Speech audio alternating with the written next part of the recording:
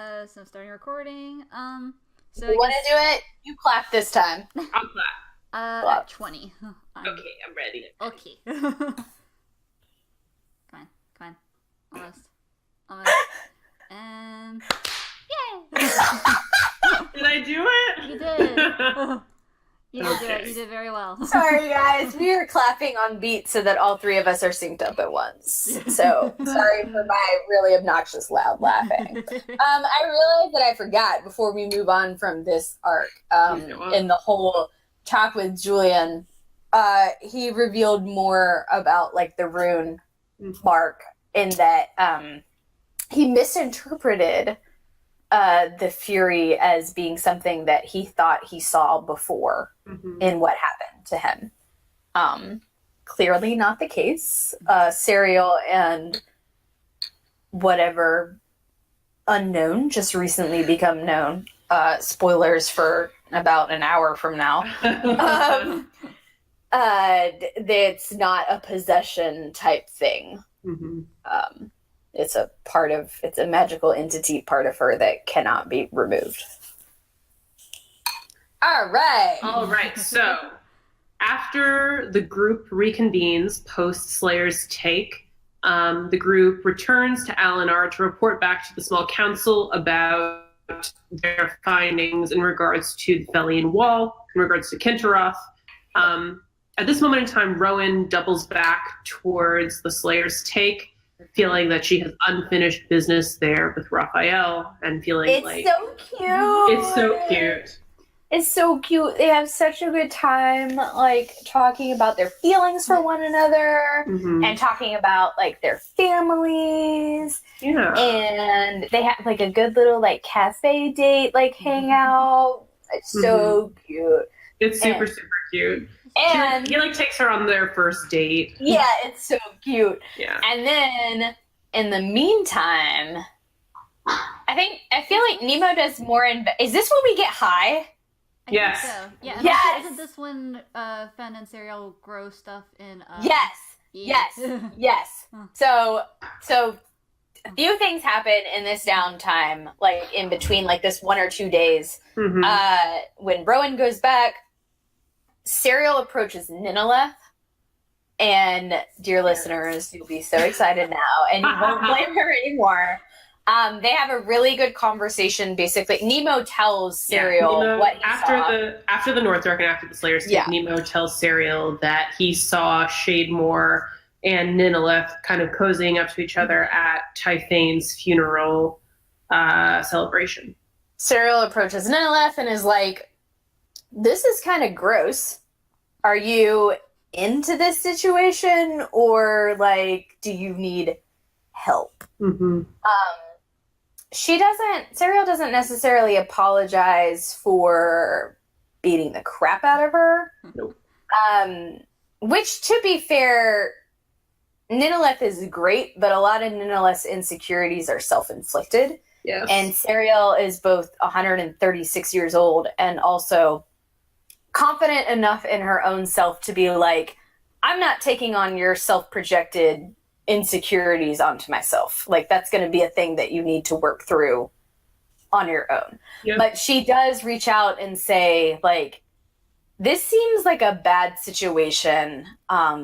Let me remove you from it. And she offers protection to Ninileth and basically says, well, so she approaches Ninileth as a rune singer on being like, I want information on Julian's rune. She doesn't say, though, that the rune is on Julian. She doesn't say it's attached to Julian. She says, I saw something in the North Dark, and I'm hoping that you can help me. But she does say, regardless of whether you want to help me or not, I still promise to keep you and your little sister safe from your mother and Lord Shademore and anything else. So Ninileth kind of gets folded into the, I guess, Grand Enchantress title protection that Serial has. It's one of the first instances that Serial really uses her Grand Enchantress power in the city.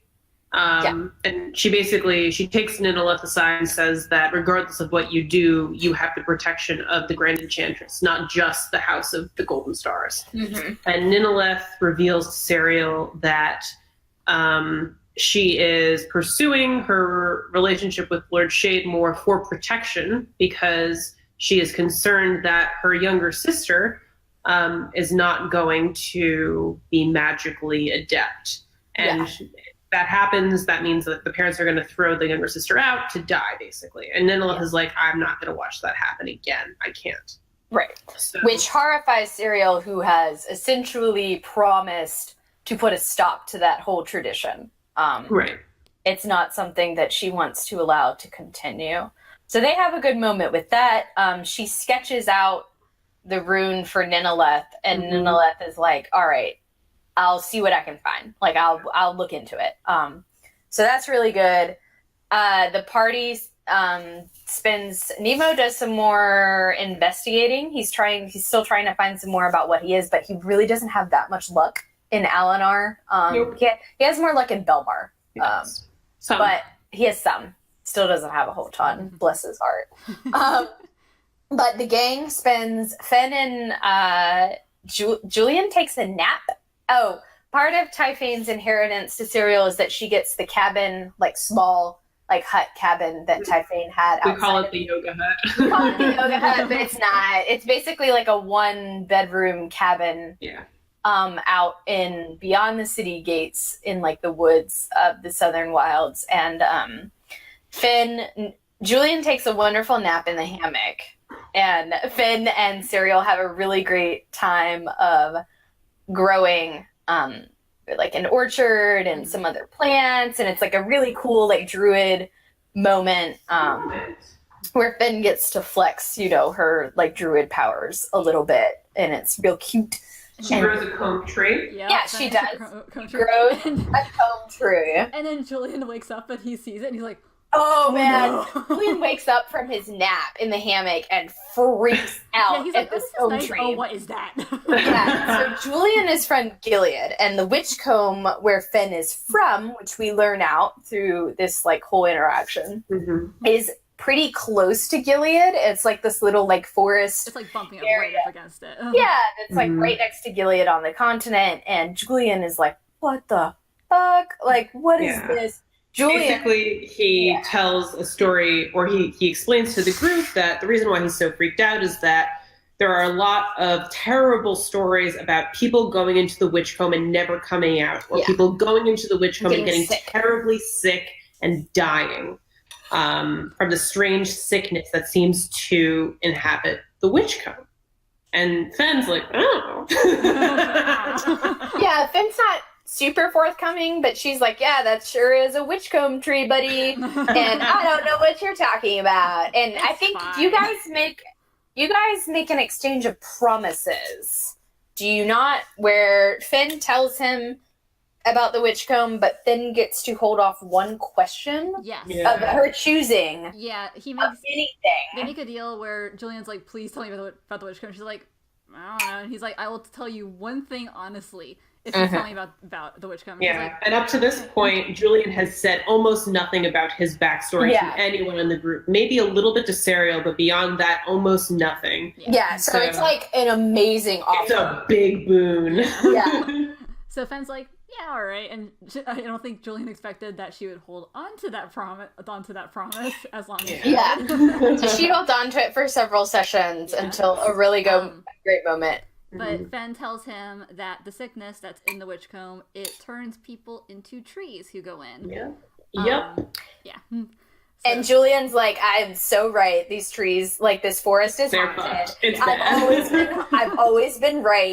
Like, he feels so validated. He does. So then the party goes and gets high in the Free Grove garden outside their bar, which Serial and Finn, I think we're the only two who actually get high. The rest of them get... No, Julian gets high because he eats all of our rations out of our bag, and Serial eats him flour when he says, I'm still hungry.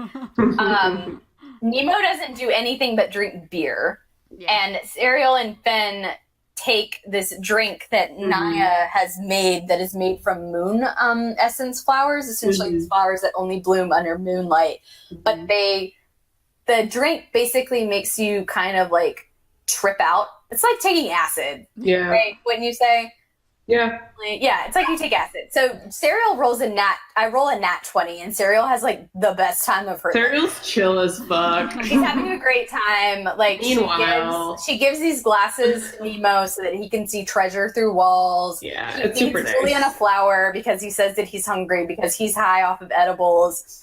Yeah. Meanwhile, Fen does not roll as well. No. Fen had an interesting hallucination. Yeah. So Fen walks into the woods and sees a strange sort of stag-headed creature, if I'm not mistaken. Yes. Mm-hmm. That beckons her further into the forest. Following, she sees like little like glowing lights in the distance, so she's just like wandering off, and then she sees it in the distance. She's like, oh.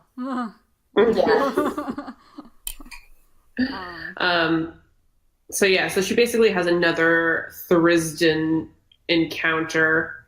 Yeah. I think in that one he just tells her to believe, and that like they'll do. Yeah, it's a very, if you've read the book American Gods, it's a very American Gods believe moment where he's talking to the buffalo. Yeah. At the end of this sort of interlude, you guys kind of don't know where you're going to head off to next. No, Darun tells a lot about Gilead, though, at this time. That's true. Okay, so Darun talks to Serial, and after he says that he's talked to Julian a little bit about Gilead, and he's like, you should be warned that the situation there is fucked. Basically, he tells so much. I know. He tells Serial about the city and how, in fact, the city itself has there's something strange happening. Basically, the way in which the city is structured is that there are these 4 counts that are kind of in charge. There is the count of law, the count of coin, the oracle Comtesse, and the count of scales. The Count of Scales is a very hard man to find these days. He spends most of his time locked in his large mansion with only his closest guard attending to his needs. Count Rhys Eris, from what Darun could tell, was not always such a paranoid man. Now, this name rings a bell, considering that Julian kept on saying the name Rhys in the tripping balls. I'm seeing that. From what the people of Gilead can tell, common knowledge was that the Count of Scales had his heart broken 7 years ago, and he's been very strange ever since, obsessed with secrecy and betrayal and the idea that the world is out to get him. He spends all his time studying, and sometimes screams are heard from the mansion. It's all fine. It's all good. In addition, he was sent out to scout the city itself. It is a commonwealth that is easily changeable. It sort of is very much like a parliament in comparison to like the sort of kingship of Soraya and Ostax. The biggest concern in Gilead is their militant neighbor Esteland. The racists take elves to the south. So basically, there are 2 factions of elves in Valadris. There's the Alinar elves, which is Serial and all of her family and friends. And then there's Esteland, which is sort of on the southern western peninsula off of Valadris. And you don't know too much about them. You do know a couple things. You know that Leo was adopted. He originates from Esteland. And you also know that it appears like Esteland is gearing up for war. Yeah. There are a lot of factories sort of billowing out smoke. It's very Uruk-hai in Lord of the Rings. And Gilead has no standing army whatsoever. Exactly. So Gilead is concerned as to what the fuck they're going to do if Esteland decides to march on them. Right. Yep. That's the fun stuff we learn. That's the stuff you learn from Darun about Gilead. I have a dream that night. From Elistray, who shows me, let's see, Serial has a dream from Elistray. Carver is in a boat. She's in the boat as well, which is fun because Serial's never been in a boat in her entire life. Yeah. Alinar has hot springs, but they don't have like bodies of water. She's never been to the ocean. So a boat is new to her. Carver is very much like alive and fine and healthy in the boat, which is saying something considering the last time we saw him, he was a rotted corpse. Yeah. And in your dream, he's very handsome. And he is. And he points to the moon, and then when she looks back, he's like dead. Yeah. Dear listeners, we low-key ship Carver and Serial. Yeah, low-key, high-key. Yes. So all of that happens, I think, in that, like, what we do, and then Rowan gets the message. So Rowan gets a message from her mentor, Henri, the one who taught her all of her clerical skills from Paylor, that her mother has been not in town for a while, and that she hasn't made contact with her father at all.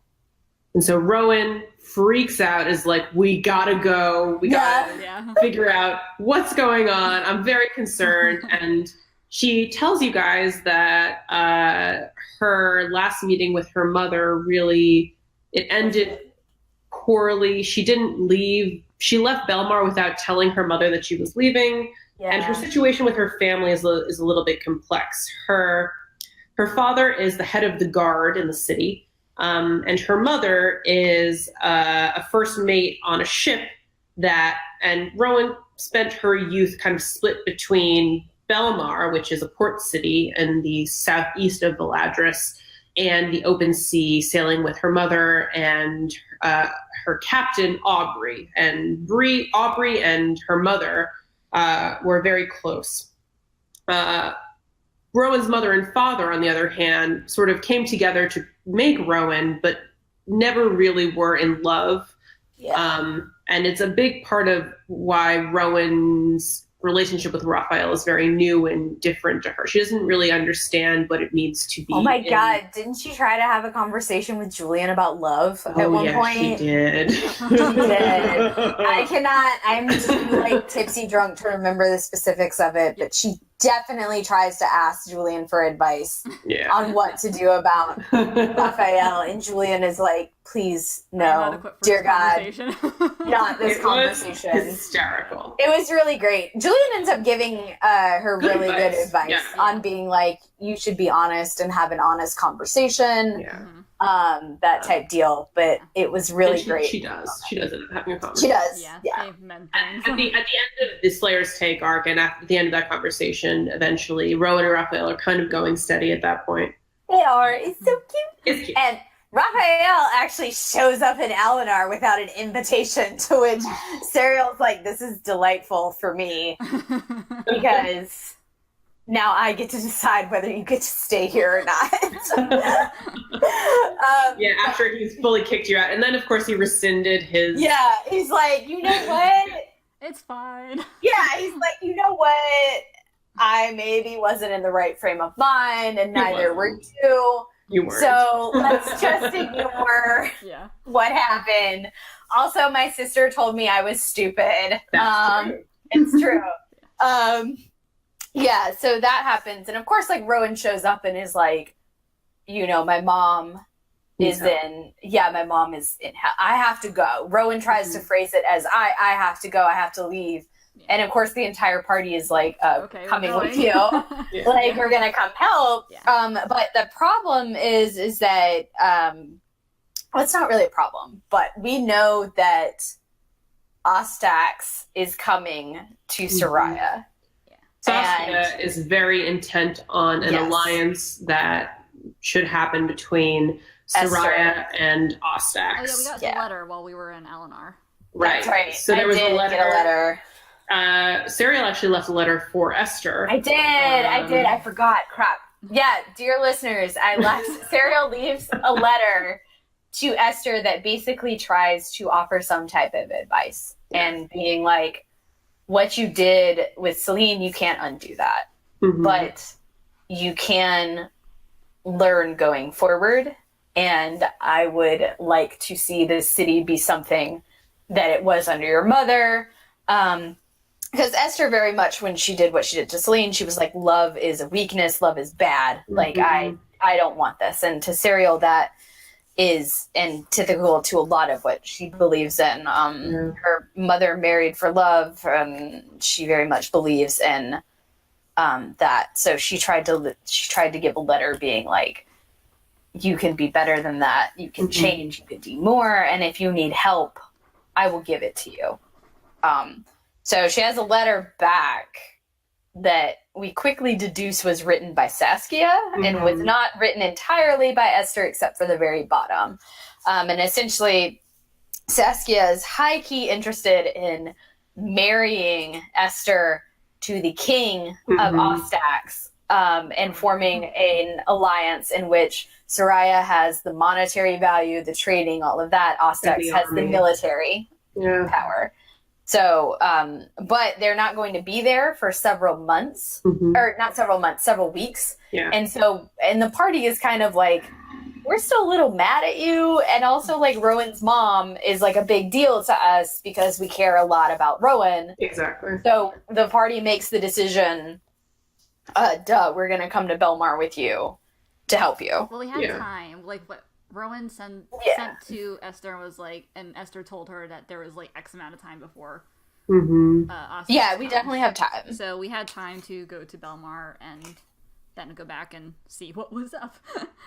So we all decide to go to Belmar. Also, I believe this is also you have the tree talk. Yeah, Fen talks to the tree. Well, before we leave Eleanor, Fen has a delightful conversation with like the witchcomb tree. I didn't have speak with plants on me. Yeah, because I didn't expect to talk to the friggin' tree. I was like, I'm gonna try talking to Thurston, and then he was like, "Here, I'm gonna be in this tree right now, and we're gonna have a conversation like this." He just like shook some leaves at you, right? Yeah. It was not a very elucidating conversation between the two of you, but it did spook her out. Yeah, it did spook her out. There was like that one thing where she asked like, why her and why not Nikolai, for instance, and like it grew trees when the trees in the Witchcomb don't have you grew leaves. Sorry, the trees, the leaves have no trees. Your trees have no leaves. Your leaves have no trees, is what I said in the session. Yeah, the leaves have no trees. But the tree grew leaves, which they don't have in the Witchcomb. Yeah, and they fell in a perfect circle around her, and she's like, "That's weird." Okay. Yeah. That does not fill me with hope. We'll get to it. She finds out later, obviously. What's going on? So we go to Belmar, or we get on our way to Belmar, and then we stop in a city along the way, or a town. You guys stop in Bridgeside, which is sort of a satellite city to Belmar, and in a similar way that Anka was a satellite city to Soraya. And you meet up with a group of people in this inn that is run by a witch named Cam, another one of our wonderful guest PCs. And basically, you had a small adventure where you were trying to figure out where this lost member of this trio / spying group went. You went and you fought a bunch of aboleths. And you defeated them, rescued the missing spy.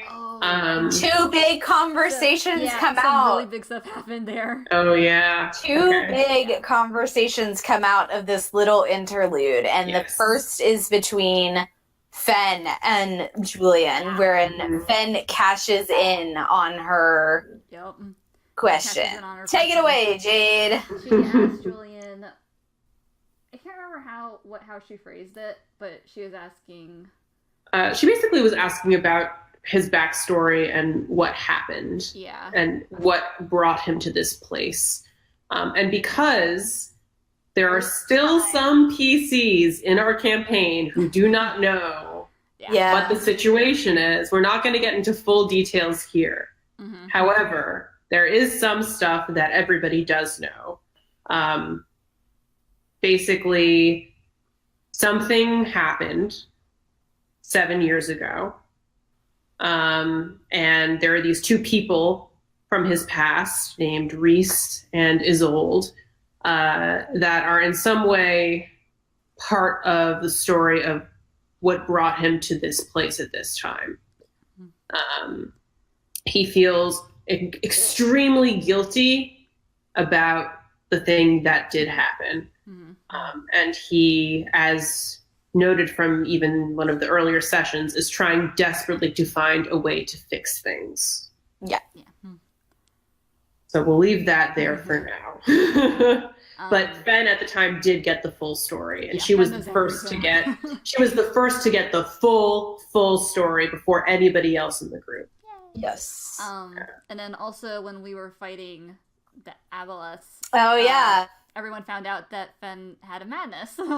Fen goes psycho and kills, like, incredibly enjoys killing, like, these wormlings, and then the Aboleth. She got, like, 3 kills in a row. It was intense and really good luck. She hardcore, like, manically was enjoying these kills, which is antithetical to anything that Fen has ever been. So Serial is like, you okay, buddy? Like, what's going on? And through a good insight check, you're able to discern that Fen has this strange madness. And the madness for Fen, in comparison to with Julian, it was a paranoia. With Rowan, it was a strange sort of false sense of boastfulness. But with Fen, it was, I like killing things. Yeah. Very much so.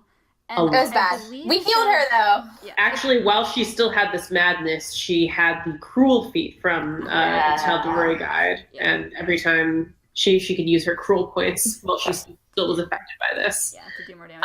And I believe he said that if it had stuck around, like, longer, if she had killed, like, one more thing, then it would have started turning to the rest of the party. Yeah. It was not going to be good. Yeah. It was not great. Yeah, so... we end up getting Rowan's mentor shows up. Henri, yes. Henri shows up, and we're able to get him in this Aboleth fight. We kind of some of us got infested with the slime. Yes. And really, it takes healing spells to, like, get it. Greater restoration. So Rowan wasn't able to do it, and so Serial and Julian make the decision that Fenn's madness should be cured before anything else. So Henri is able to cure Rowan, and he's able to fix Finn's madness. And Serial and Julian spend the night in the acid Aboleth pit. Because part of the shtick of the Aboleth fight is that they can't leave the goop that is the Aboleth. Or they'll, like, take Otherwise, damage. they take damage, and ultimately, if you take enough damage, you go unconscious and die. Yeah. So they have to spend the night in the muck. We float, those, like, little otters, like, floating, like, the whole night. And this is when Julian says that he wants to tell her something, but he doesn't want to tell her right now. Right. And it ends up being that after the next morning, after we get healed, we get out, we clean ourselves up, we spend an extra night in Bridgeside, just cleaning up, resting, whatever. Julian tells Serial the whole backstory as well. So at this point, only Fen and Serial know the truth. Yes. And that is... he ends up asking her. It's like a really emotional. I think all 3 of us were crying. Yeah, everyone was fucking crying. I bawled when Fen and Julian had that initial convo. I cried at this too. I very rarely cry in these sessions. And it was very. Serial reiterated again. You didn't do anything wrong. Like, Julian very clearly blames himself for what happened, and she's like, "You didn't do anything wrong. I'll help you fix it." And to which Julian is like, "I don't understand you. Like, why would you do that?" And this was the first time, I think, because we had been so busy, so, like, everything that Serial once asked that was like, crap. Like, shit. Oh, no, like, feelings. oh, no, feelings. Yeah. And so to her, she was like, well, why wouldn't I? After everything you've done for me, after everything, you've become somebody that is very important to me, and that's what you do. Dear listeners, just to let you know, But these two have also been sharing the same room. No, bed not yet. It's in Belmont that they start sharing a room. No, you guys started sharing a room earlier than that, didn't you? No, we didn't. No, it started in Belmar. It's in Belmar that we share a room, which, dear listeners, they start sharing a room platonically. Because everyone else in the party put them in the room together. It is Okay. No, I remember specifically saying, "Oh, like Finn, do you want to like share a room?" Finn was like, "Nah, I'm good with Nemo," and it was like, "Okay, well, I guess." Well, to be fair, this was also because of their shady as fuck. Yeah. Like, Yes. let's talk about the bullshit. Yeah, I was gonna point out, even after you guys were like, okay, Finn and Nemo can't be alone together because shit happens when they are, you still shared a room.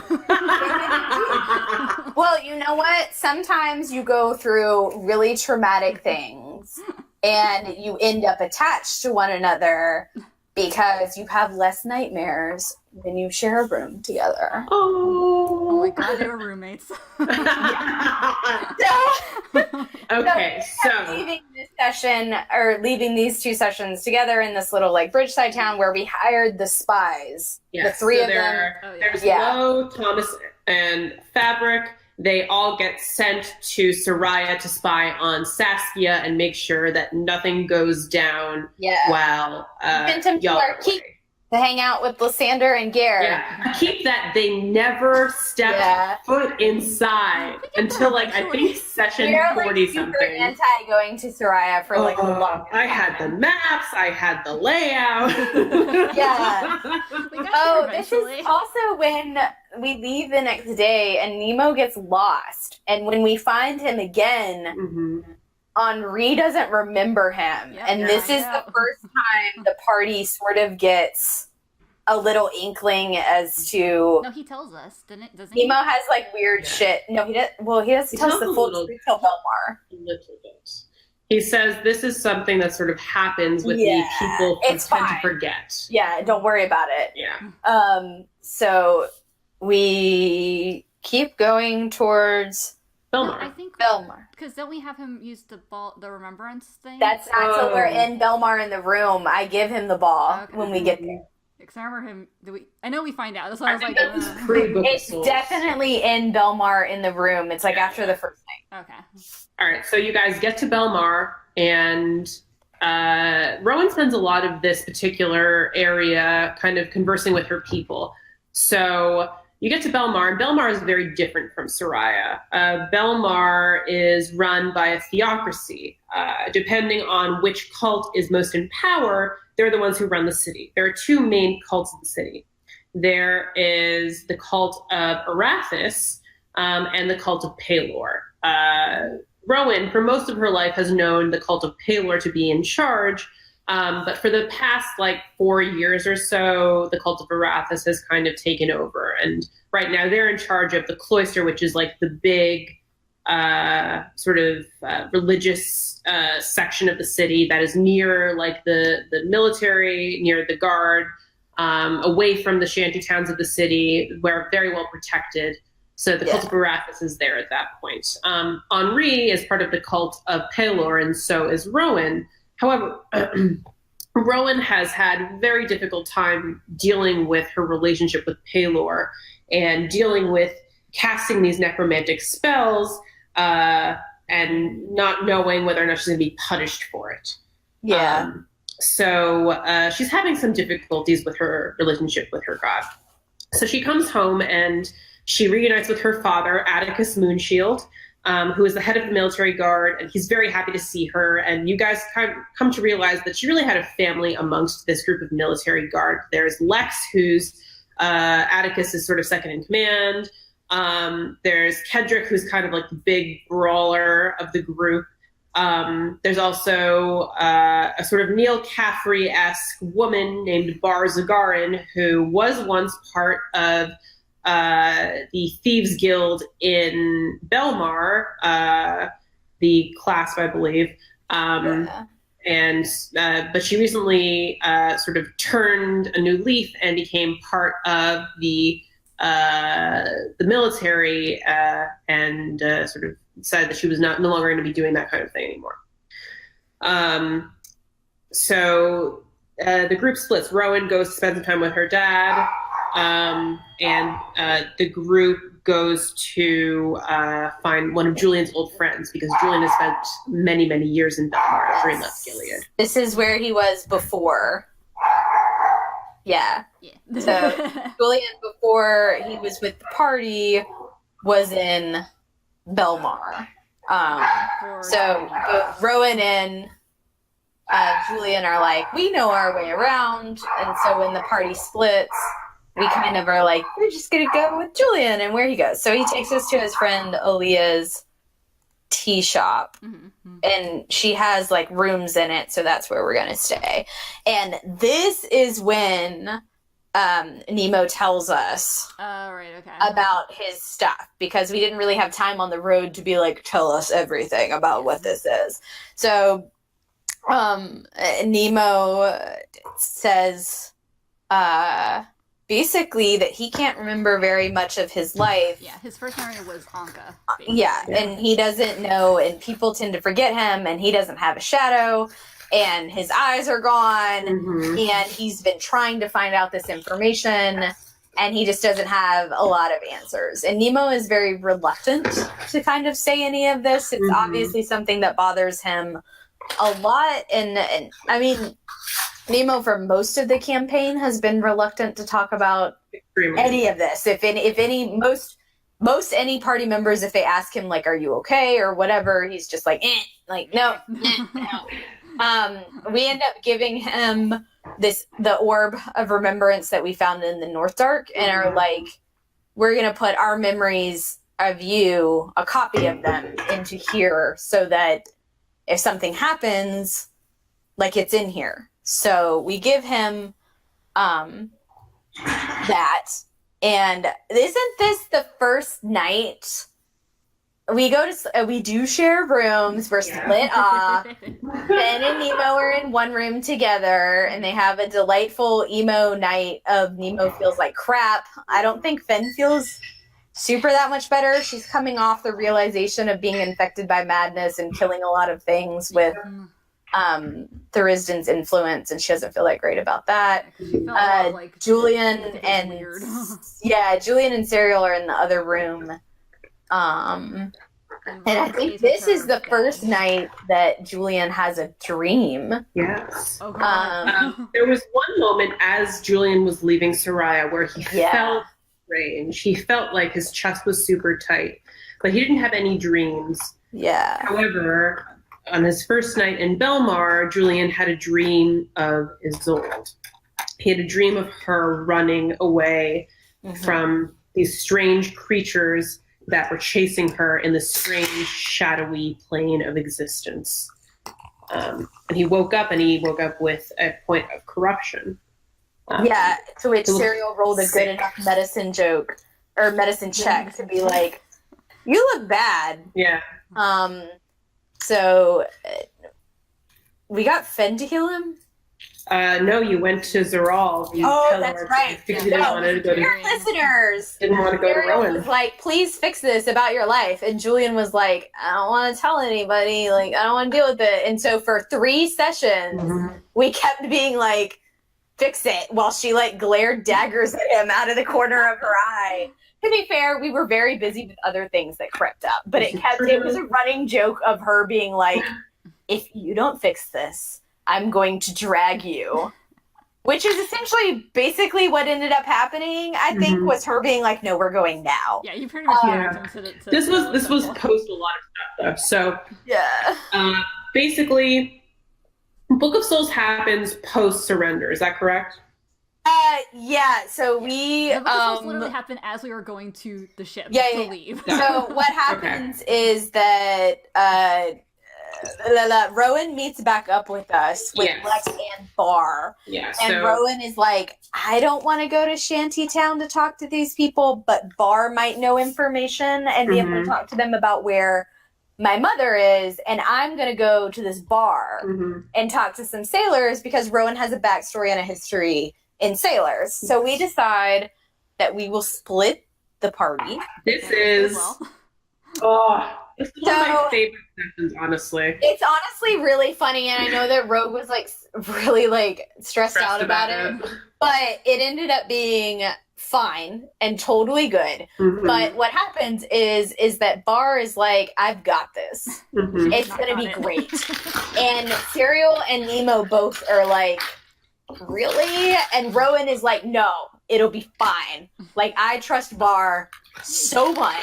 Well, Rowan super trusts her dad, right, and her dad trusts Bar. Right. So, like, to Rowan, it is 100% like true. Done deal. Yeah. Rowan doesn't think anything's gonna go wrong. Serial and Nemo are just like, really? And Bar's like, nah, I got this. It'll be fine. So we split the party. And meanwhile, Julian has a disguise on because he is a wanted man for being a shitty criminal in here. And he is in Belmar. Literally what he's wanted for in Belmar. He was just a shitty He's a really bad criminal. He's a petty thief in Belmar. He was a petty thief. And he embodies, and it is so great whenever Rose does it because she plays the most exaggerated Southern French accent. It's so funny. So Julian disguises himself as this person called Jacques Bell, who is going to be our tour guide, who is hired by Serial to show us around Belmar, and that's the like running con that we go with. But he splits off with Fen and Rowan and Lex, and Nemo and Serial go with Bar. And we make it to Shantytown. Yes. The Bar is like leading the way. And Bar's like, my contact is this man named Louis. I used to be in the class. I grew up on the streets. This is a guy who took me in and trained me. Like, he's a friend of mine. And I think that we can meet with him. We can ask him, stuff, and it'll be fine. Yeah. So what happens is... Dear listeners, if you ever as a DM want to trap your magic users in a fight in which they are crap, the key is to trap them into an alleyway in which they cannot spread out and put a bunch of fighters on them in tight enclosures because your magic users can't spread out. It was amazing. Yeah. So what happens is Louis shows up, Bar fails at talking to him. Louis is like, you betrayed us. You left. Not right. And essentially is like, you don't get to leave the class and then waltz back in here like everything's fine. Exactly. And the head of the class wants you. Like, you're in trouble. So there was a big, big fight. It's a really bad fight. Like, Nemo goes down. Nemo nearly dies. He fails 2 days saving throws. Serial has to surrender. In the smartest move I've ever made in the campaign, which this is a lesson for everyone. Surrendering is an A-OK option, and you should employ it when necessary. Yeah. Serial surrenders, but does an intimidation of you wake him up you wake Nemo up, you heal him, or the Fury, essentially, I will murder everyone in this alleyway, which she is capable of doing. True. So they rise to her. They don't call her on her bluff. They accept the surrender.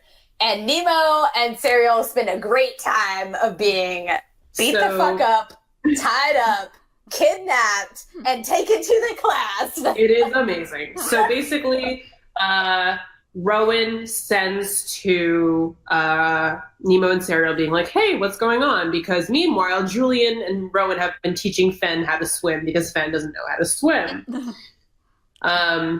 So Nemo and Serial are like, hey, we've been captured by the class. Yeah, she sent back, like, Nemo's nearly dead, and we got kidnapped by the class, which Julian immediately freaks out. He's like, I'm on the way. He's like, I'm gone. So Rowan sends word back to her father. Or I think she was with Lex. So Lex sends word back to her father, and the three of you make your way towards where you think the entrance to the class headquarters are. Yeah, Fen with coming with nature. Huh. Yeah. Yeah. Huh. So through Fen's druidic ability, you all are able to discover where the compound is underneath one of the parks near the Temple District. You make your way down underground, and Julian walks in with Fen, who is a mouse, to confront the head of the class, who is entitled Loris Lonval. He is very interested in making a deal with Julian, and Julian is basically like, what do you want to release them? And he doesn't even look at Bar. He's basically like, I just want Serial and Nemo, that's it. So Loris is like, you'll owe me 3 favors. How about that? And so Julian accepts this, and Serial and Nemo walk away.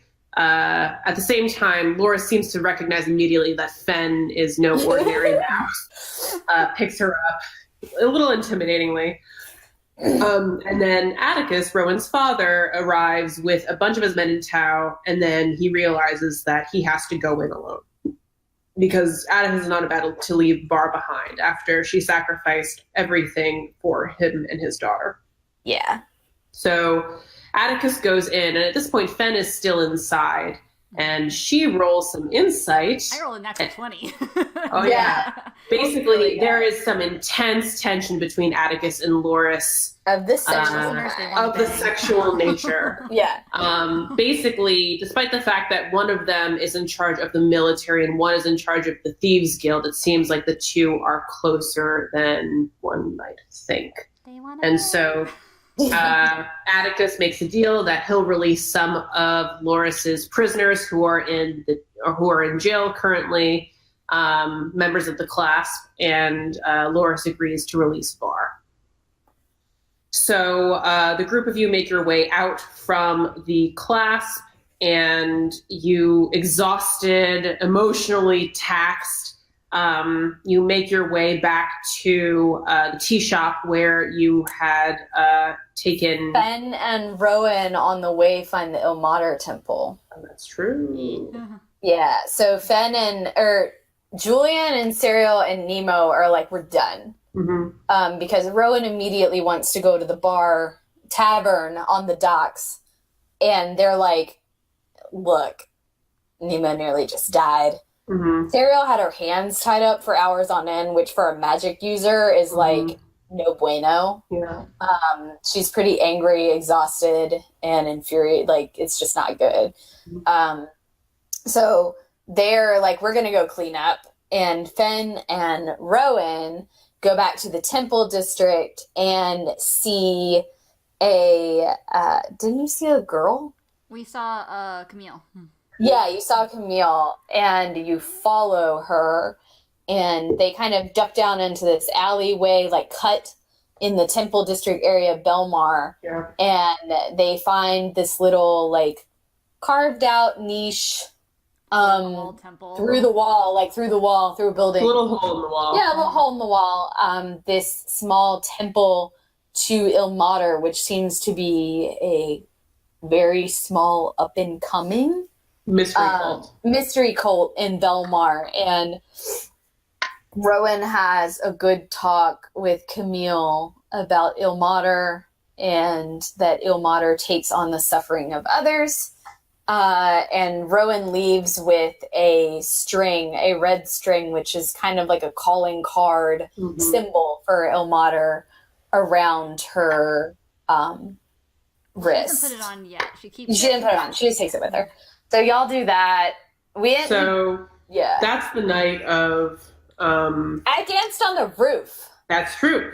One of the things about Elistray that we haven't really talked about is that Elistray is, she's the god of a lot of things, but the way in which you pray to her, which is something that Serial kind of finds out, is that you don't offer her blood, you offer her this dancing performance. Yeah. That's the best way to offer her prayer.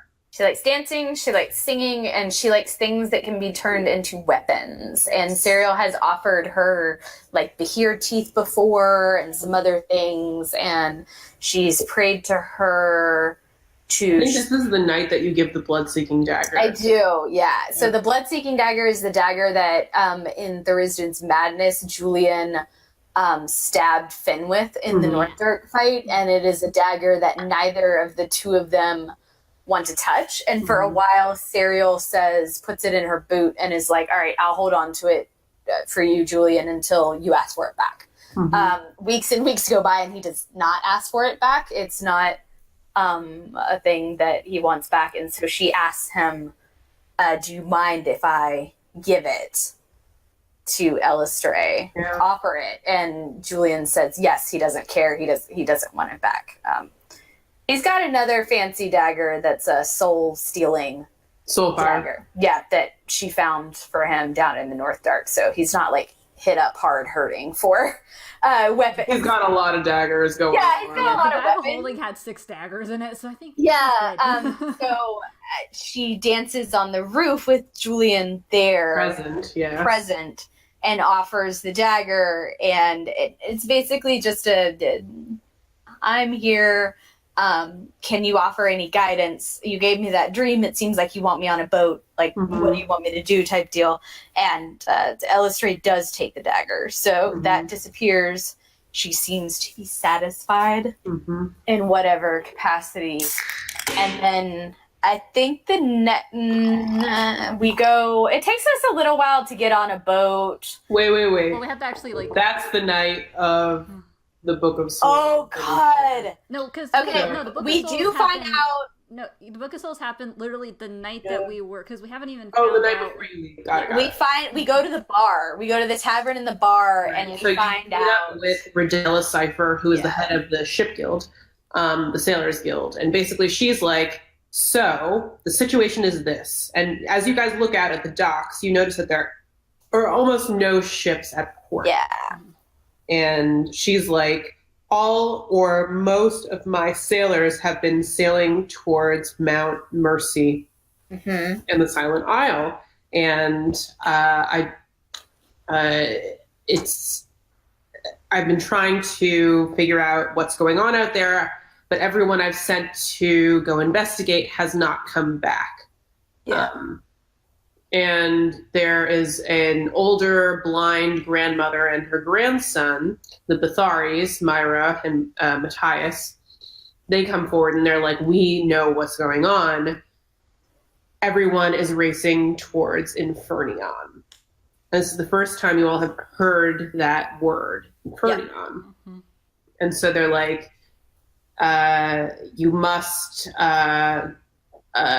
best this thing called the Pirate Regatta, a race amongst sort of pirating crews in order to gain this treasure or whatever it is. I don't know too much beyond that. So after you figure out that it's possible that Rowan's mother has been caught into this sort of thrall by whatever Infernion is, you figure, all right, so if we go and we try to get to the Silent Isle, maybe we'll find Rowan's mother there. Yeah. Finn has a delightful dream with Salme. Oh, yeah. Wherein Salme warns her. Oh, yeah, because I forgot that Finn... Yeah, so Finn back in Bridgeside tries to... we level up and Finn tries to scry on Nikolai. And... didn't work. Finn tells Serial and is like, so I did a thing. And Serial is like, you know that scrying can tip off the person that you're scrying on. And Finn's like, it's fine. I'm sure it's like fine.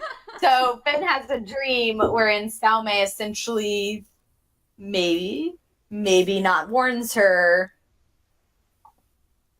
don't do that again. Yeah. Basically is the gist of it.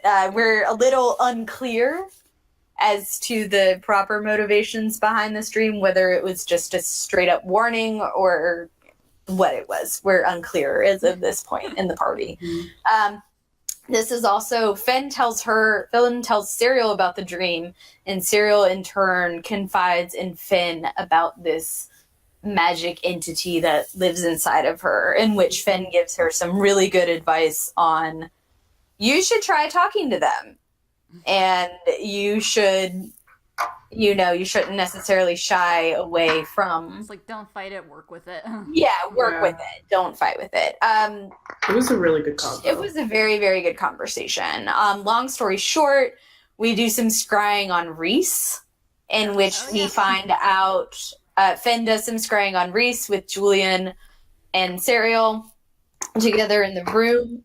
And we find out that Reese doesn't look too good. No. It looks a little sickly. Looks a little messed up. And Finn also sees that there is some type of...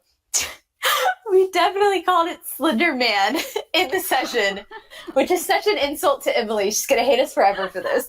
But essentially, Finn's scry allowed her to pull back enough into the mansion to see in the hallway some type of... It's basically a shadowy entity with long, spindly legs. Yeah, that does not look right, does not... And Serial is able to deduce from an Arcana check, this might be something from the Shadowfell that should not exist on the material plane, their plane of existence. Like, there's something bad about it. Something's wrong. Yeah. So the next day, half of us spend the day swimming, and Julian and Nemo go off to the library, and they steal a very important book. A very important book. Which is great, because this book has information on legendary heroes from 1,000 years ago, and tells us what Infernion is, and tells us about a few legendary heroes, including Typhane. So basically, the book is a history of the last God War, where Thurisdan was thrown into the abyss. And it talks about these legendary heroes who, along with the help of their patron gods, they were able to throw Thurisdan into the pit. So those legendary heroes were Vallana, the God-touched, Casimir, the Black-hearted, Infernus, the bold, Ardenel, the Songweaver, Drassic, Riven, or not Drassic yet. He's only referred to as sort of a shadowy figure. He doesn't have a name. I think he has no name. Shadow Walker or something. Shadow Walker. Yeah. Because I had it written down ages ago. Puck, Deep Strider, and Riala, the witch, right? The Bright. Oh, the Bright. Yeah. The first name that you gave me for her was actually the witch, which was hilarious. So I was like, So basically, it's this group of heroes that work together to defeat Thurisdan. And it's very important to y'all because, this is the situation that Fenn's been dealing with for so long. Yeah. It's the first time we really get any hint of, oh, crap. Like, we might find some information on how to deal with Thurisdan. And it's also like, oh, cool. Now we know that Infernion is a sword. Right. Infernion is revealed in the book to be the weapon of choice, the vestige of Infernus, who is a dragonborn battle mage. We learned that Vallana has a sword called Lunaria. And I think we also learned from the book that I think we do learn about a little bit about the Vallana Kaz situation. Yes. Hold Not on. a ton. We learned that Vallana alone was able to convince Kaz that's the only hint we got, was that Vallana alone was able to pull this mysterious figure, Casimir, the Black-hearted, to fight on the side of those who stood against Thurisdan. And then we spent a whole other day trying to get a boat, and we have so many options for boats, listeners. Rowan finds us a boat. Loris von Ball shows up to offer us a boat, but we have to murder 3 people to take his boat. Ariel ends up being look, my mother has connections to the nobility in this city. Why don't we go try to buy a boat or something? Mhm. Which we end up doing. Yes. And we take, You buy a boat and a mercenary. yeah, we buy a boat and a mercenary and a really good deal. Yeah, she was awesome. So we do that. People learn how to swim. Mhm. And then we're like, we're leaving tomorrow morning. Rowan gets one last night with her dad. Mhm. I think, Serial was going to take Ven's advice and try to meditate and talk to the Fury. Yeah. And Julian was going to stay up and watch. Make sure she was okay. Julian and Serial have a really good conversation in these 3 dayish where Julian says, hey, you don't have to deal with all of this. Serial's sort of become the de facto leader of the party by this point. Mhm. And it's kind of stressful because there's a dozen issues going on at the same time. And Julian is let me help you. Mhm. At this point in time, He's all in now on the party, or not all in, but he is stepping up, being let me help you. he's invested. Trust me. Yeah. Tell me what's bothering you. Mhm. Tell me what's wrong. Yeah. Let me help you fix it. You don't have to do all of this alone. Mhm. So they have a good conversation on that, in which They she do. trusts him enough to be all right, I'm going to try to talk to whatever this being is inside of me. Yeah. Meanwhile, And they're in the going to other do room- that in the room. So, meanwhile, that Nemo and Fen shouldn't be left alone. so before we get into it, Rowan has also been having a lot of conversations with her father. And basically Atticus is I know you want to find your mom, but it is more important to me that you come back from wherever you're going and you're okay. Your mom chose to do whatever she did, and I know that you want to save her, but you need to come back alive, basically. She's okay, I promise.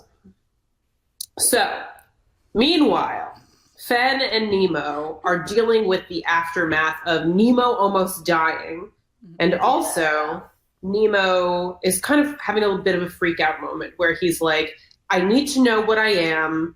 And we saw this book, and basically the way in which the book works is that if you go into the book, an exact description of what you are appears on the pages of the book. So Nemo's if I read the book, go inside, you will be able to get me out super easy, and you'll be able to find out what I am, because I don't know, and I need to before we move on. It took a while for Nemo to talk Fen into it because she was very resistant because she remembered being in the book.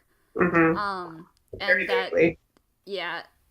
also because in material plane time, it wasn't much, but she was in there for I think a little bit. An hour. Yeah, an hour. Yeah, time works differently in the book. Yeah. So, and she remembers it being a maze, and so she's it's not great in there. What if and she's what if it goes wrong?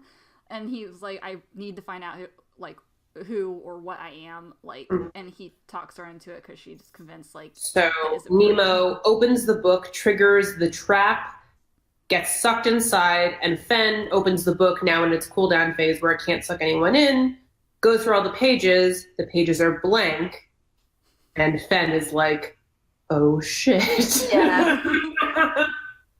So Fen has a private little freak out moment, and then she runs to Julian and Serial's room where Serial is about to meditate and try to get into her trance to talk with the Fury. And then Fen is knock, knock, knock. Yeah. Oh, holy fuck. Yeah, she busts in and is so something happened. And it goes through a great moment of Julian and Serial being we're disappointed. Especially because Julian at this point has the identify spell. Yes. And it literally takes all of a minute for him to pull so much information about what this book is. Mm-hmm. And he's he literally looks at Fen and tells her and is I literally just found out more information than you guys. And it's at the time. It was not, dear listeners, it was not. It was a great thing for Fen and Nemo. It was fantastic, and all of us died every session being is it gonna come back up now? Yeah. But we tried to open it, I think at one point, because I don't know, but Julian almost gets sucked into it, but Serial's able to counterspell the book. Exactly. So we go and collect Rowan by flying on Finn's eagle form back and busting the window. Yeah, you guys dive bomb into the military district. You make your way inside. Atticus, Rowan and her father have been sleeping in the same room, and he wakes up also. He's like, "What is going on?" And you guys realize that you need some kind of magical caster to read and handle the book. And Atticus is like, "Well, I'm not an arcane caster, but I know someone who is." So he calls Loris Lonval, head of the class. Yeah. Ooh. And totally you all are Gilmore, very anti this situation. You're like, "I don't like it. He's bad. Very bad." Well, and so Atticus also Fen knows what's going on between us, so she was like, "No, yeah, I get it." Yeah. So basically, Atticus is like, "I promise you that he will do what he asks in this moment in time. He's going to help us." So one by one, or two at a time, actually. Two at a time. Finn and Serial going together. Yes, Finn and Serial going together. Yes. So Finn and Serial managed to hop in at the same time. We stayed together, though. We're the only two that stay together. You guys rolled a high enough save that you were able to stay together. Whereas Rowan and Julian, when they entered, they got separated. So in the book right now is Nemo on his own, Fen and Serial on their own. He's been alone for hours wandering around. He's been trying to figure out where to go, and he keeps getting the strange voice keeps calling for him, being like, "Come closer, come nearer." Fen and Serial, when they pop into the book, they appear in a river, and both of them don't know / have recently been learned how to swim. So they have to make some swim checks. They did pretty well. Actually, that's actually what helped Fen finally learn how to swim, is because she was high enough there. Also, if she hadn't learned, she would have died much earlier. Yes. Yeah. We got out. I think I sent Mazrim off to try to find Julian because we heard him yelling. I think he was yelling her name. And so she sent that off. And then Dire wolfed out, and we rode. Serial was on Finn's back for a while. It was a great fun time. Like, there was a maze inside the book. There was some Medusa heads. Yes, Julian was trapped in an area of the maze with a bunch of Medusa heads. So he and Mazrim, Mazrim helped him navigate the maze so that he could close his eyes and not look into the Medusa's heads and not turn to stone. So that was a very interesting and good animal handling trick. I think that was his first natural 20. Yeah, they were friends. Yeah, actually, I think Julian's rolled really well with Mazrim after that point. Yeah. Exactly. So you met up with, so then Julian and Serial met up. Rowan was on her own she was facing off with a bunch of skeletons, and then her puzzle was to open a particular lock. And the answer to the puzzle was to put one of the skeleton bones inside and use it as a skeleton key, because I'm a honey fuck. So eventually you all meet up with Nemo, and you all have interesting reactions. I think Fen, whose one of her legs has been turned to stone at this point because of the maneuvering of the Medusa's heads, she drags herself over to Nemo and punches him. Yeah. Julian and Serial are like angry, not talking to Nemo. And Rowan's happy. Yeah, Rowan's like, "Is everyone okay?" So we basically end up in this like long hallway. We're following.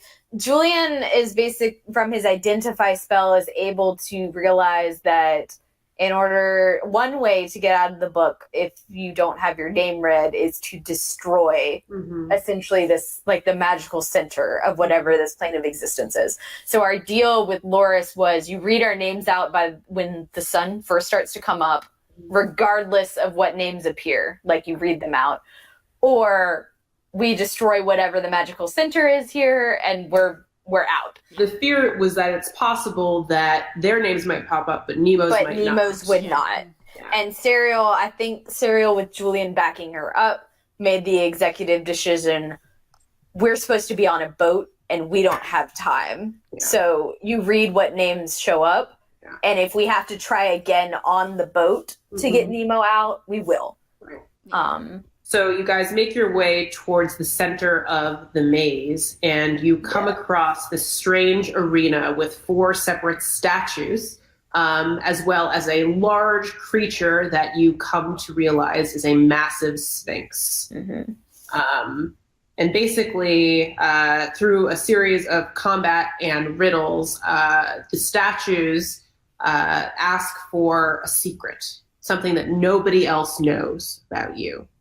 It was a very good way to draw a backstory out of the characters at this moment in time. It was good because Rowan ends up revealing that she was more afraid of Serial being disappointed in her than her own mother, and that shamed her. Serial mentions for the first time ever that she lied on her rite of passage. That happened. Nemo reveals that as soon as any one of us in the party forgets him, that he will leave immediately. That was his secret. And eventually we had to tell secrets to get letters, and we ended up spelling out.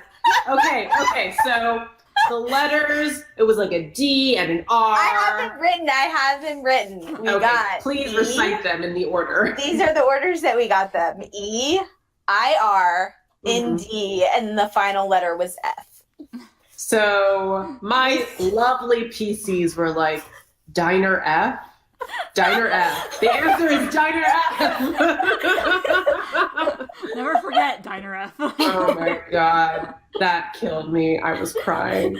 So ultimately, the answer to Nemo asked the question, "What am I?" And the answer to that question, once they rearranged letters enough, the answer was friend.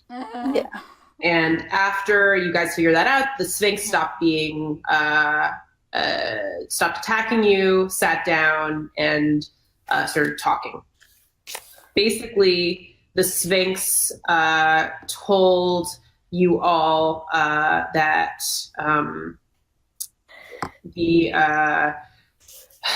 his name was Rokas, and he had been trapped in the demiplane of the Book of Souls for a millennia.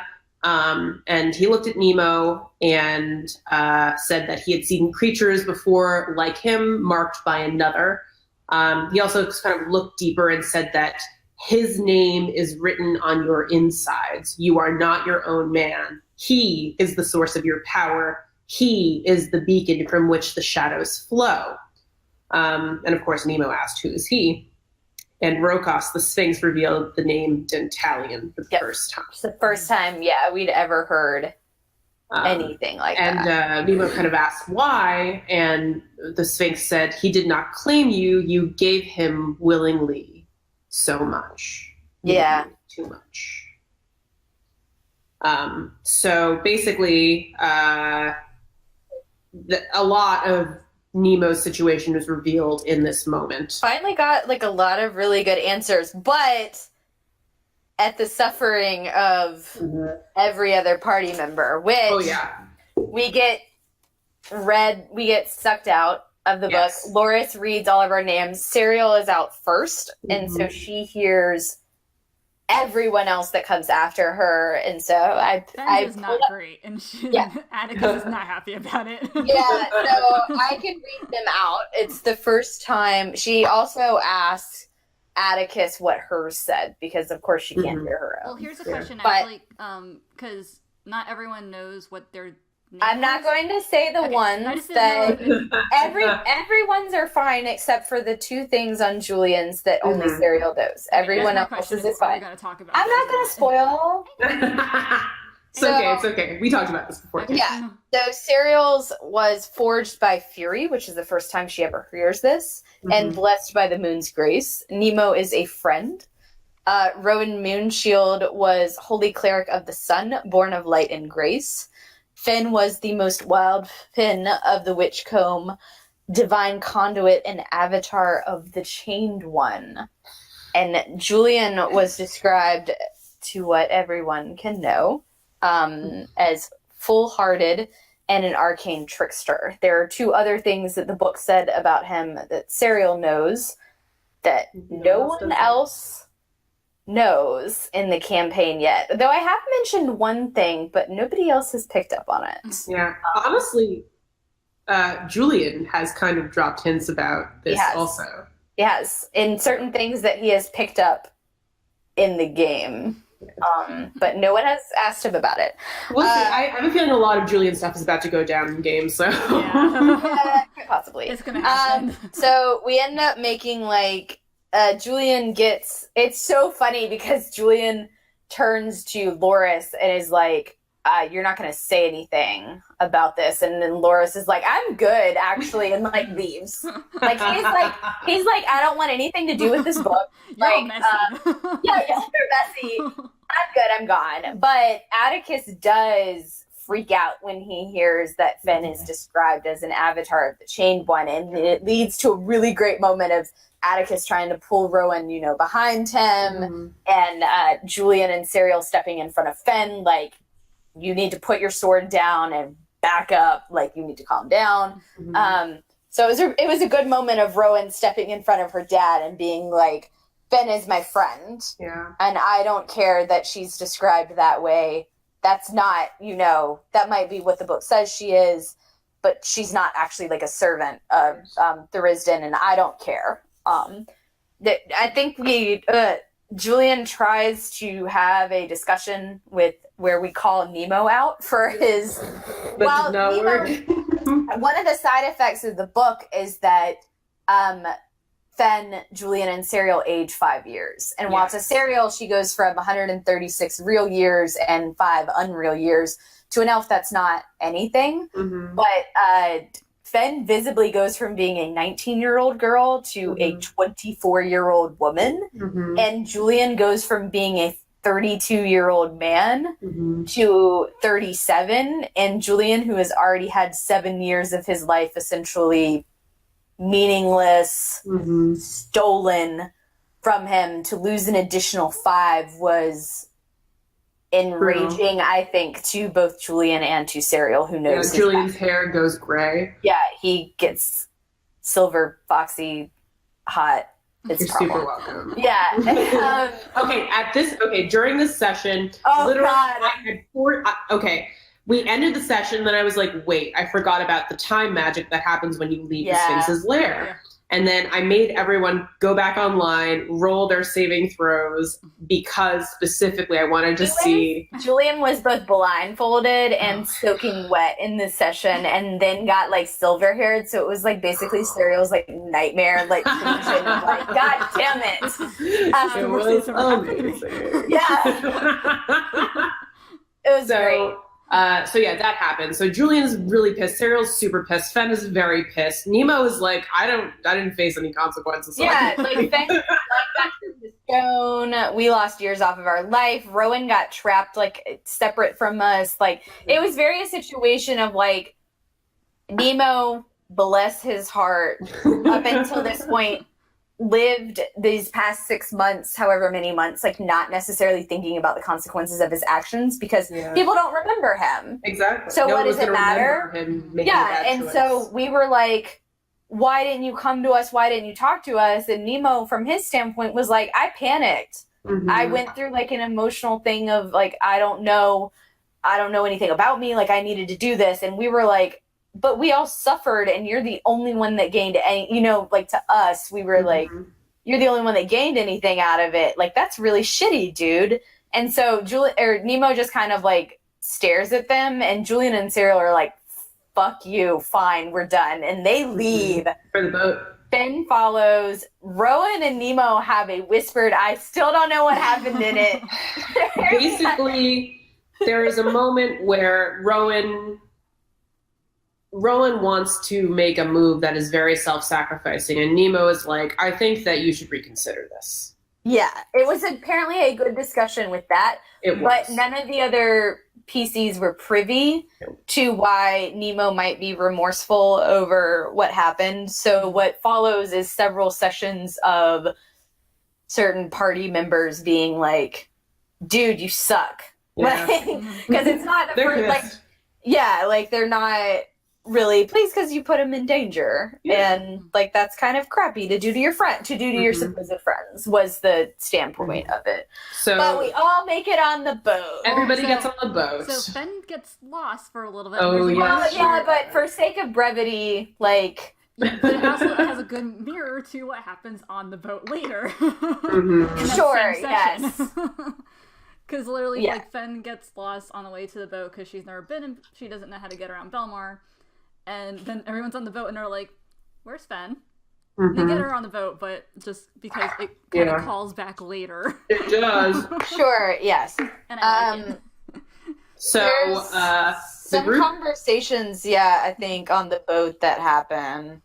but ultimately the group is heading towards the Silent Isle and Mount Mercy and the Pirate Regatta, which is this massive group of ships that are encircling the island. And as you get closer, you realize that the pirates are not getting closer to the island because the moment one pirate ship gets close, they get blasted out of the water by the other ships. So they're all sort of in a stalemate.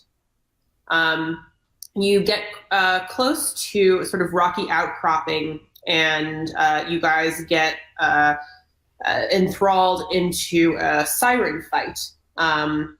A variety of you guys see various people. The way in which sirens work is that you see the person of your most, I guess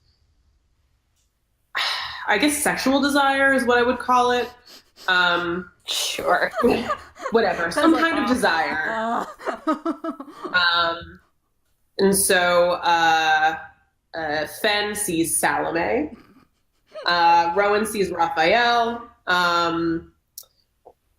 Serial sees Julian, which is one of the first moments of like, oh shit.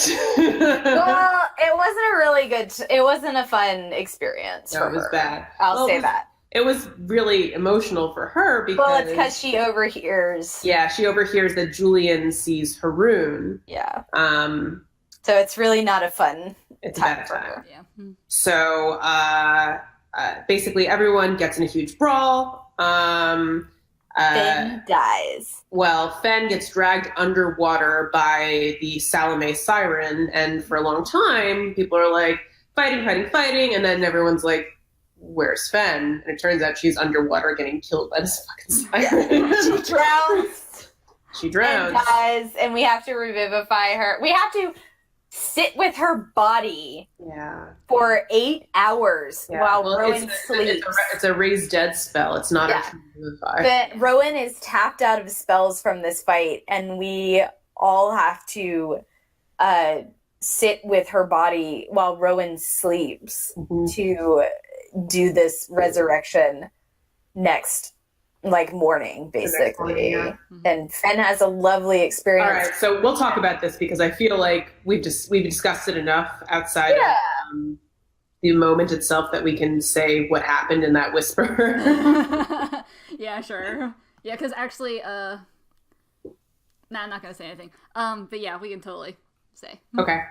So basically, Fenn woke up in this strange nether space, and she was greeted by Thurisden. And Thurisden looked at her and was like, all right, let's make a deal. If I help you and I raise you from the dead, you'll be a revenant. And you'll be basically an agent of Thurisden. That ultimately help me raise whatever. If you don't, then, your friends, they can help you, but it's not a done deal. And if you say no, I'm not going to help you at all. And basically, he put the question to her, it's a question of where you put your faith, in me or in your friends. And Fenn had to make a decision as to who she thought could bring her back. In the way in which she wanted to be brought back. And ultimately she turned Thurisden down and said, no, I'm gonna pass for now. But I love that art you did of the two of them in that nether. Oh yeah, that's one of my favorite arts you've done for the whole campaign, Jade. Thank you.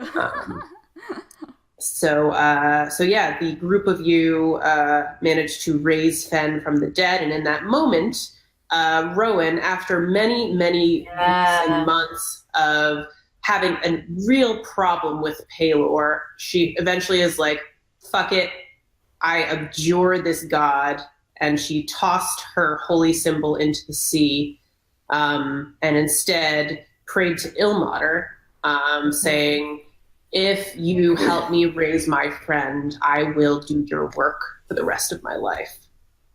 And Ilmater accepted her prayer and helped to raise Fen back from the dead. In addition, I believe that Steriel said something. I did the moonfire Yes. Elistraze to guide her Fucking love back that. to the light, so that she would have something to see out of the dark. And Julian did that. Finn was one of his essentially like closest friends that so he has good. now, and he cannot lose her. Mm-hmm. That she has to come back. So Fen was successfully raised from the dead, and you guys made your way further towards the Silent Isle in Mount Mercy. The Silent Isle in Mount Mercy, the basic geography is that it used to be one island, but 1,000 years ago it was a volcano that erupted. And Mount Mercy is the volcano now, and there's a bit of a sort of a river in between, and then there's the crescent that is the Silent Isle itself. You guys managed to make your way from your ship to the Silent Isle, navigating through a storm where many of the ships had avoided for fear of capsizing. So you managed to avoid the pirate regatta entirely, avoiding many encounters that I had planned. Finn talks to a water elemental, She convinces it but that'll to let us take long pass. to go into. Yeah. So basically, you guys made your way onto the Silent Isle, and you fought a group of key Bandits. members. Yeah. You found out that this group of members had they had this strange key around their neck, and it seemed like they were part of some kind of cult. Mm-hmm. You also came across a strange obelisk. The obelisk was engraved on all four sides. The last side was written in Celestial, a language that none of y'all spoke, but basically the first three sides, they were written in languages that you all could remember. And it talked about the heroes of old. Mm-hmm.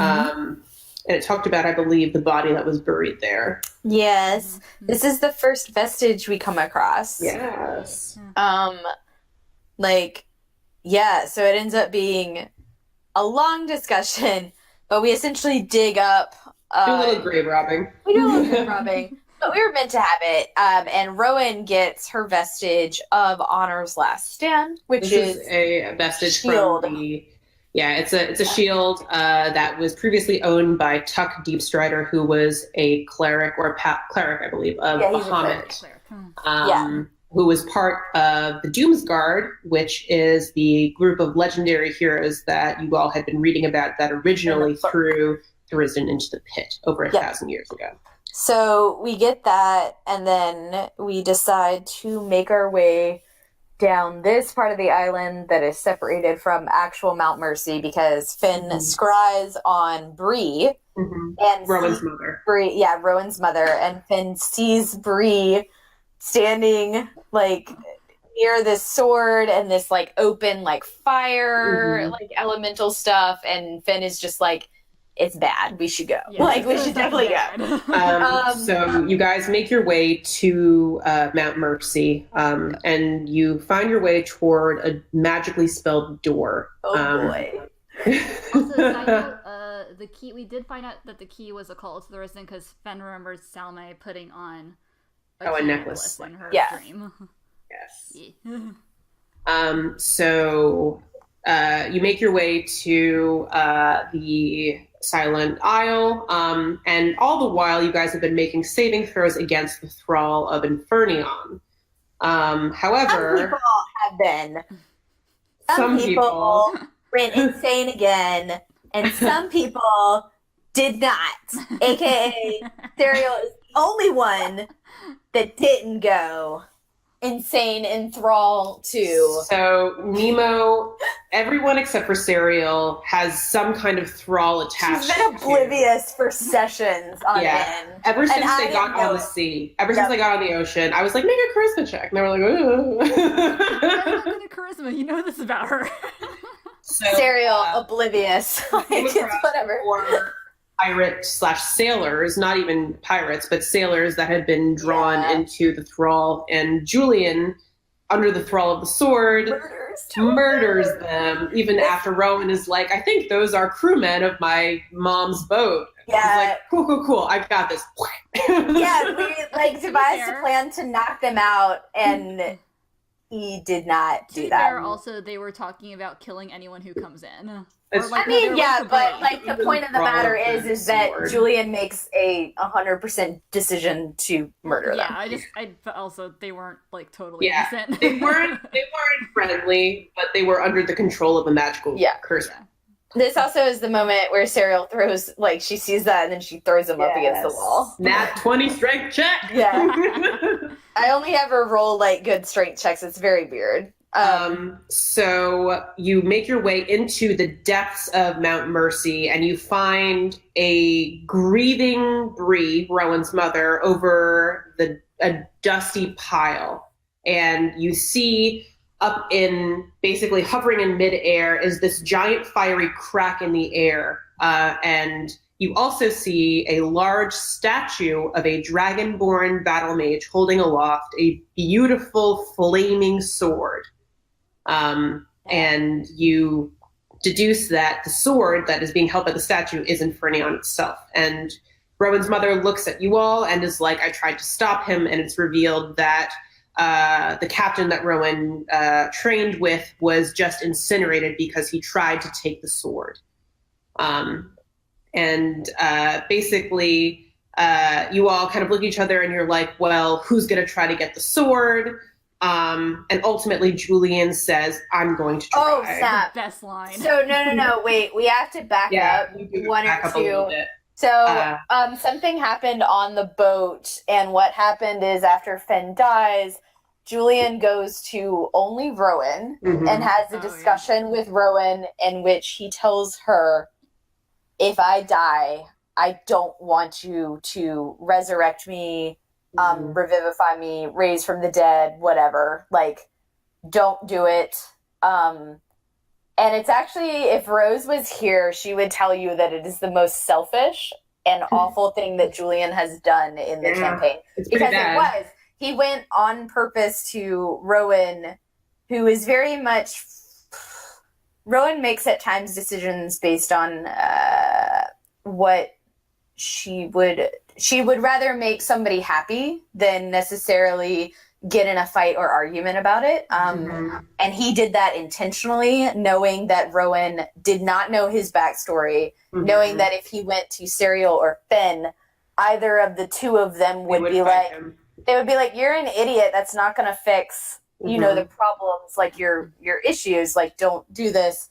So Rowan Rowan says, okay, I won't do it.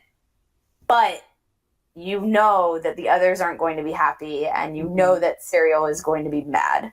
Yeah. And Julian writes a letter and gives it to Rowan to give to Serial in case this ever happens.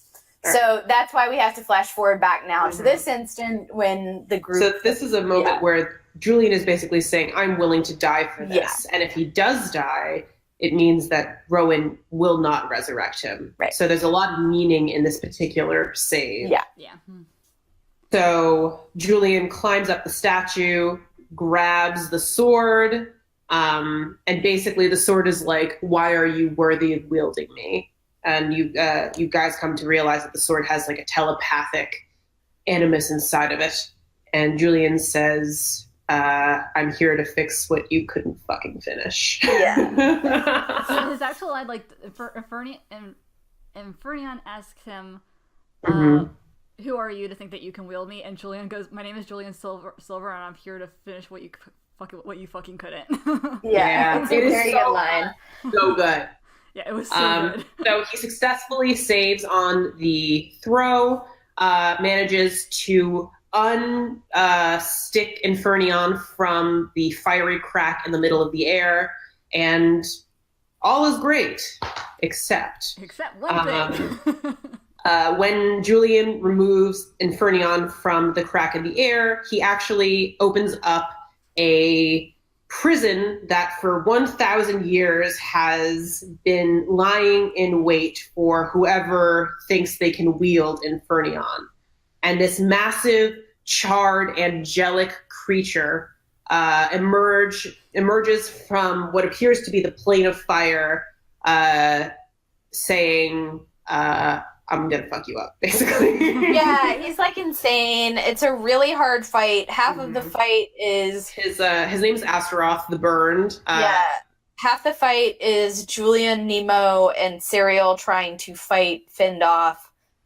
This guy, Finn's involved in trying to fight this guy for a little bit, and then Bree and Rowan and then Finn are trying to seal off what is clearly a crack between the material plane that they're on and the fire plane. Right. And it ends up being a very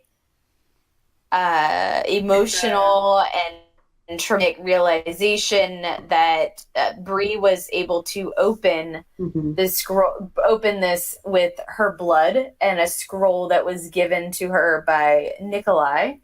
She didn't know it was Nikolai at the time.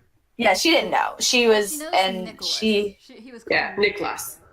Anyway, it ends up being a situation where only Bree's blood or Rowan's can seal up this, cut.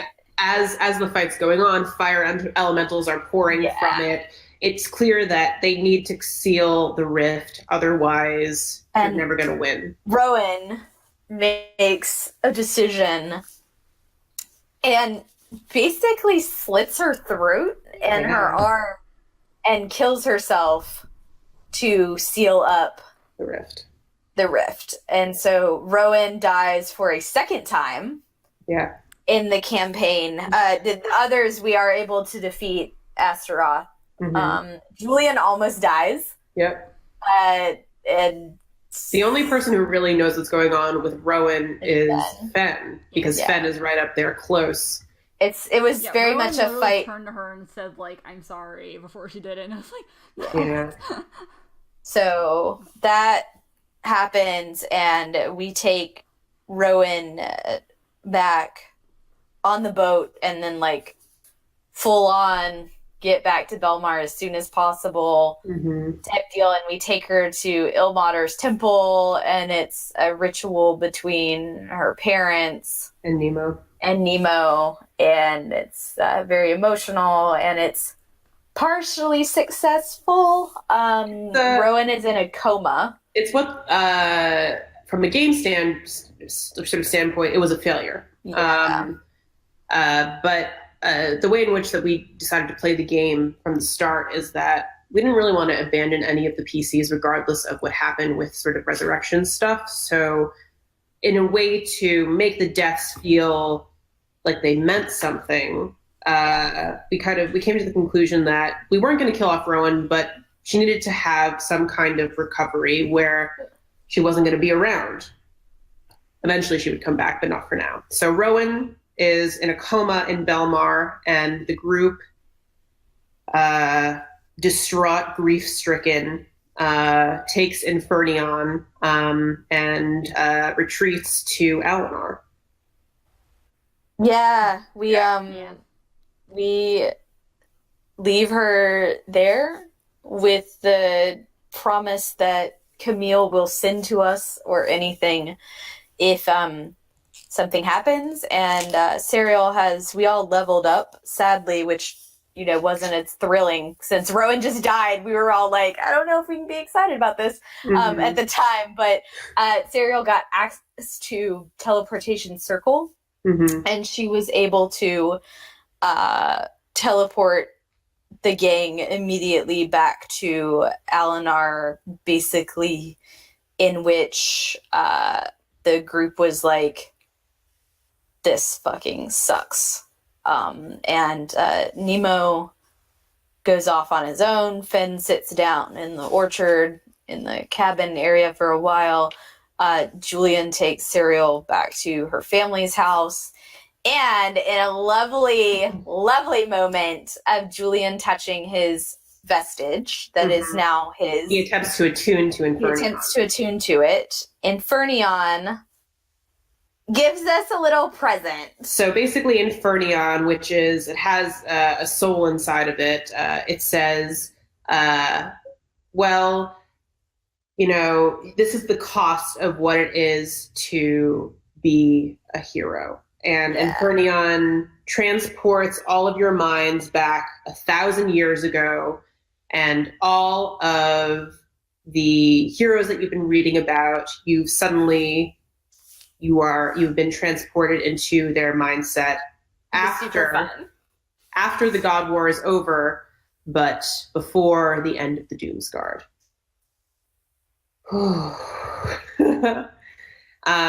So basically, Jordan, who plays Serial, was transported into the body of Valana, the God Touched.